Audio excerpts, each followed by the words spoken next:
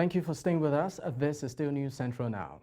Of course, joining me at this time to actually discuss, the financial story we did mention earlier. Segun Adams is a macro analyst, Afrinvest Research and Consulting.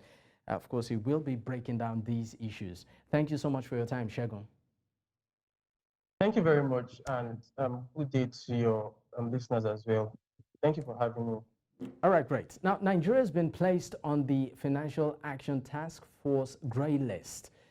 Has it impacted businesses locally and internationally? Let's start with that. Yeah, thank you very much. Unfortunately, like you mentioned, Nigeria was placed on this list earlier this year. The list also had countries such as South Africa, UAE, as well as Turkey on that list, and you mentioned Uganda. The impact of this on businesses, it's difficult to tell, and the reason is must have had somewhat a compounding effect because that period we also, since February, we've had to deal with the after effect of election uncertainty, the typical issues we have or we used to have with our FX and some of the policy environment, which affected capital flow.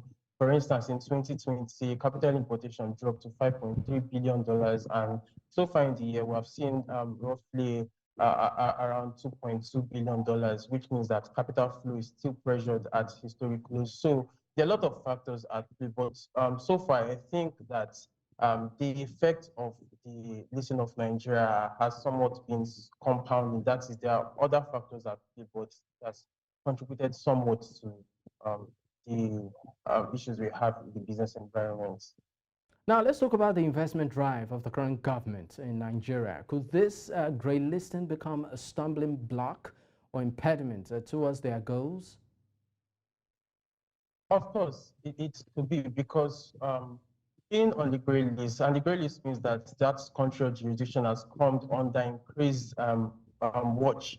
It means that countries or investors that do business in these countries have a risk of being somewhat implicit in money laundering, terrorist financing, proliferation, directly or indirectly. So there's somewhat that sort of risk.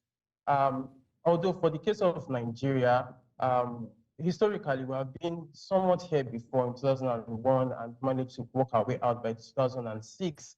So there's sort of confidence that the government can work its way around this, and we've seen, in fact, efforts towards that. All right, Adams, I'm sorry, Segun Adams, I might just need to cut in here. We need to, of course, to connect with a live story happening right now. We sincerely apologize for this, but thank you for your time. Thank you for having me.